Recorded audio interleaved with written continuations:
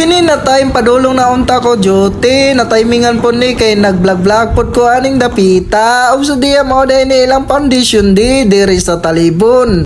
Ug diri sa Talibon dili jud basta-basta. Ug mo ani mo aring dapita, dili jud mo makakita nga batiog nawong ang naglantaw ra ani nga perting pangita. Ug nakita man gyud ninyo nga perti nilang gwapahan napay kaway-kaway sa ilang.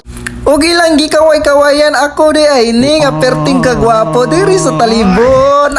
Ay klarohan ako ya vlogs. Ug ako jud giklaro, nakita man jud nako nga unsa jud sila kagwapa ug gwapo usa na pud ko ato bita-bita klarohan. O giklaro man gyud nako magpahibalo day ko sa tanang nga wa pa nakahibalo. Magpahibalo day ko ninyo nga karon April 2026-22 mo ani daw kuno atong idol nga si Marinong DJ.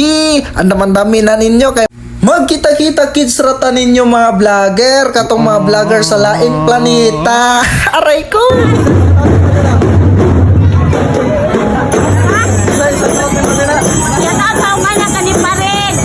Asa to? Dila ba yan?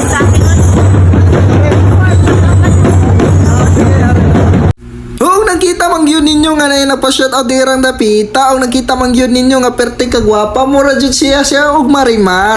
Asa naman di ay si seryo aning dapita? Aray ko.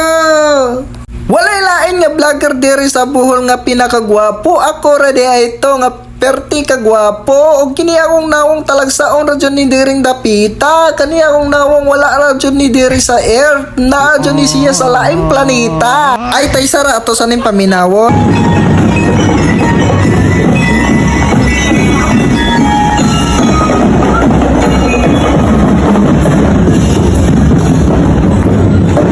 Kisay sa tawag ni mo din ha. Hala, gikilig ko anig baligwan pork. Grabe no, ako man digi shoutout aning nga 13 gwapahan ni ma'am. I love you ma'am. Aguroy, nisugmat na dyan ang iyang pala utugin. Grabe gini si Kuya Vlogs, banati dyan niya yung mga chika. Mura dyan ni siya o si Bayutin. Kabante ka atong Bayutin nga pala utugin. Tay sara, paminawasan ninyo nga pertilan kalami sa sound.